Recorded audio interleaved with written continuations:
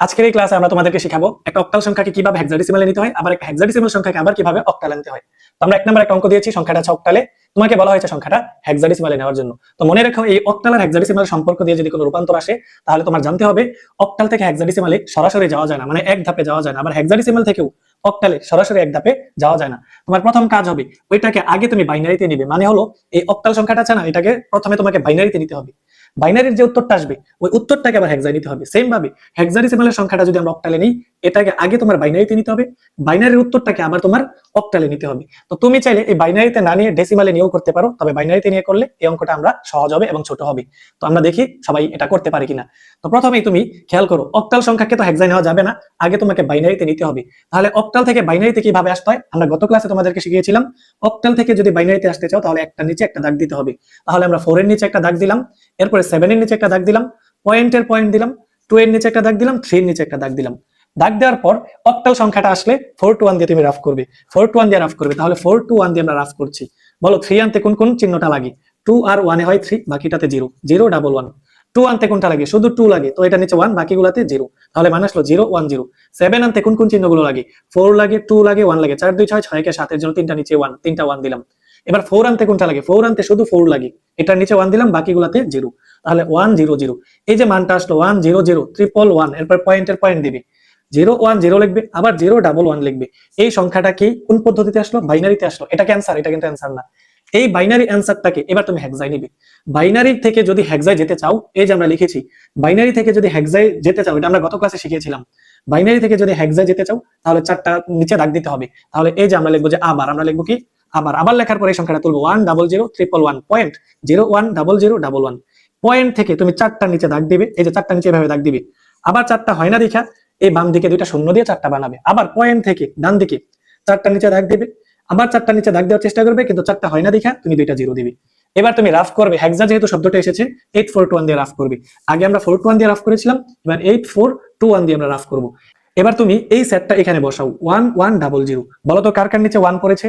8 এর নিচে আর 4 এর নিচে 1 পড়েছে। এখন 8 এর নিচে আর 4 এর নিচে যেহেতু 1 পড়েছে, 8 আর 4 যোগ করো, 8 আর 4 হয় 12, 8 আর 4 কত হয়? 12। এখন 12 তো হেক্সাডেসিমালে নেই। হেক্সাডেসিমালে a মানে 10, b মানে কত? b মানে 11, c মানে কত? 12। তাহলে আমরা এখানে কত লিখবো? এই 12 মানে কি? 12 মানে c, এখানে আমরা লিখবো c। এবার 0 1 0 0, এই যে এখানে বসাও 0 1 0 0। কার নিচে 1 পড়েছে? শুধু 4 এর নিচে, তাহলে 4 কিন্তু আমরা লিখবো। এরপর 0 3 1 0 3 1, কার কার নিচে 1 পড়েছে? 4 2 1, 4 2 যোগ করলে হয় 6, আর 1 যোগ করলে হয় 7। তাহলে 0 3 1 মানে 7। 0 0 1 0 0 0 1 0, এই যে 0 0 1 0, কার নিচে 1 পড়েছে? শুধু 2 এর নিচে, এর জন্য এখানে দিব আমরা 2। তাহলে মানটা কত আসলো? মানটা আসলো 27.4 সি। এই যে সংখ্যাটা কিন্তু হেক্সায় আসলো। আশা করি সবাই অক্টাল থেকে হেক্সাডেসিমালে নিতে পারবে। এবার আমরা আসো 2 নম্বর অঙ্কটা করাই। 2 নম্বর অঙ্কটা আছে হেক্সাডেসিমালে, তোমাকে নিতে বলা হয়েছে অক্টালে। আমরা আবার বলছি, অক্টাল থেকে হেক্সাডেসিমাল বা হেক্সাডেসিমাল থেকে অক্টাল সরাসরি যাওয়া যায় না, আগে যেতে হয় বাইনারিতে। তাহলে এখানে আমরা কি করব? এই এফ এর নিচে একটা দাগ দিব, 9 এর নিচে একটা দাগ দিব, পয়েন্টের পয়েন্ট 2 এর নিচে একটা দাগ দিব, বি এর নিচে একটা দাগ দিব। কারণ কি? এই যে আমরা আগের ক্লাসে শিখিয়েছিলাম, হেক্সা থেকে যদি আমরা বাইনারিতে আসতে চাই তাহলে একটা নিচে দাগ দিতে হবে, আর রাফ করতে হবে 8 4 2 1 দিয়ে। তাহলে দেখি তো, এটা আমরা 8 4 2 1 দিয়ে রাফ করি, তো 8 4 2 1। বি, বি মানে কত? এ মানে 10, বি মানে 11। এবার বলো কোনটা কোনটা যোগ করলে 11 হয়? 8 2 10, 10 আর 1 11, এই তিনটা যোগ করলে 11 হয়, এই তিনটা নিচে 1 দিলাম, বাকিটা 0 দিলাম। তাহলে মান কত আসলো? 1 0 1 1। এবার 2, 2 আনতে কোনটা কোনটা লাগে? শুধু 2 লাগে, বাকিগুলোতে 0 দিয়ে দাও। তাহলে মান আসলো 0 0 1 0। 9, 9 আনতে কোনটা কোনটা লাগে? 9 আনতে লাগে 8 আর 1, 8 আর 1 হয় 9, বাকিগুলোতে 0 দিয়ে দিবি। মান আসলো কত? 1 0 0 1। এফ, এফ মানে 15, এফ মানে কত? 15, ই মানে 14, এফ মানে 15। তো 15 আনতে কোনটা কোনটা লাগে? 8 লাগে, 8 আর 4 হয় 12, 12 আর 2 হয় 14, 14 আর 1 হয় 15, চারটাই লাগে, এজন্য চারটা 1। এখন বলো এই যে চারটা 1 যে আসলো, এরপর 1 0 0 1 পয়েন্ট 0 0 1 0 1 0 ডাবল 1, এটা কি অ্যান্সার না এটা বাইনারিতে আসলো মাত্র? এটা বাইনারিতে আসলো।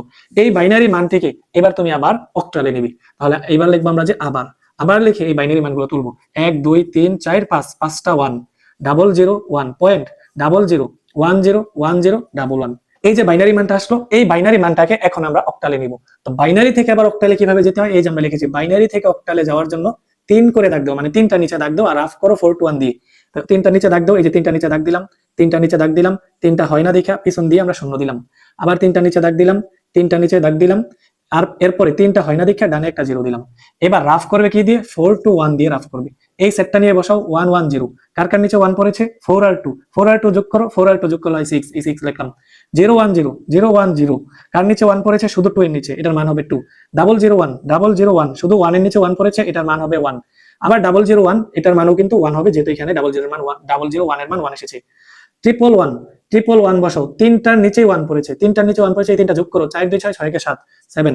এরপরে 011 কার কার নিচে 1 পড়েছে? 2 আর 1 এর নিচে, 2 আর 1 এর নিচে 1 পড়েছে, এই 2 আর 1 যোগ করলে হয় 3, তাহলে মান আসলো কত? মান আসলো 371 পয়েন্ট, অর্থাৎ 371.126। এই যে সংখ্যাটা আসলো, এটা কিন্তু আমাদের হেক্সাডেসিমালে আসলো, সরি, এটা কিন্তু আমাদের অক্টাল পদ্ধতিতে আসলো। তো আশা করি সবাই অক্টাল থেকে হেক্সাডেসিমাল, হেক্সাডেসিমাল থেকে অক্টাল পারবে। এরই সাথে আমাদের সংখ্যা পদ্ধতি রূপান্তরের এই ক্লাসগুলো সম্পূর্ণ হয়ে গেল।